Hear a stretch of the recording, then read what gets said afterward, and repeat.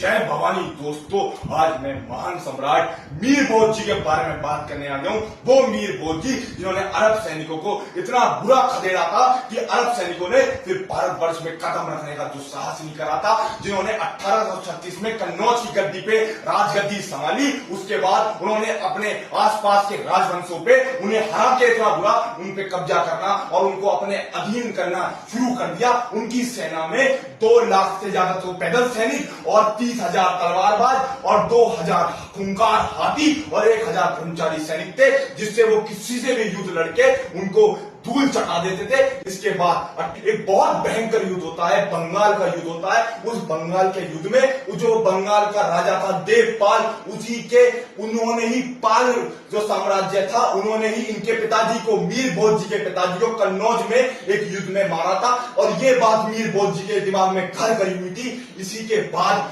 840 के युद्ध में इतना भयंकर युद्ध होता है कि मीर भोज जी बहुत बुरी तरह त्रासदी मचा देते हैं उस युद्ध में। कहने को मीर भोज जी वे युद्ध हार जाते हैं, लेकिन आप सोचिए वो भारतवर्ष का एक ऐसा युद्ध था जिसमें हारने के बाद भी पाल साम्राज्य को इतनी बड़ी ठेस पहुंची थी कि पाल डायनेस्टी इसको देख के, जो उनके राजा थे देवपाल जी, वो इसको उन्हें इतना गहरा सदमा लगता है कि वो इसकी वजह से गुजर जाते हैं। और ये चीज सुनते हमारे मीर भोज जी दोबारा हमला करते हैं पाल डायनेस्टी पे। और पाल डायनेस्टी पे दोबारा हमला करने के बाद जो नारायण पाल होता है, हमारे देवपाल जी का बेटा, उसको बीच रण में घेर लेते हैं और बीच रण में घेर के उसे मौत के घाट उतार के बंगाल पे कब्जा करके और अपने पिता का बदला ले लेते हैं। और मीर भोज जी उसके बाद इतने खूंखार हो गए थे कि उन्होंने आसपास के सारे साम्राज्य पे कब्जा करके, और आप मानेंगे नहीं,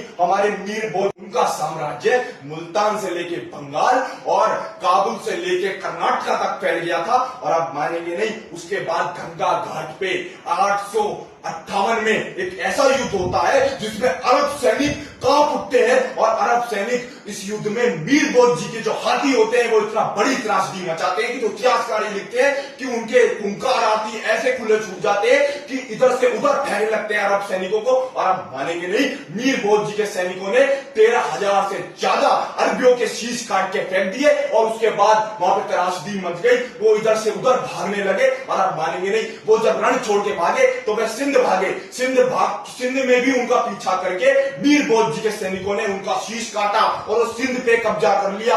और आसपास के जितने भी राजवंश थे उस पे कब्जा करके मीर भोज जी ने भगवा झंडा गाड़ के और अपना नाम बहुत ऊंचा कर दिया।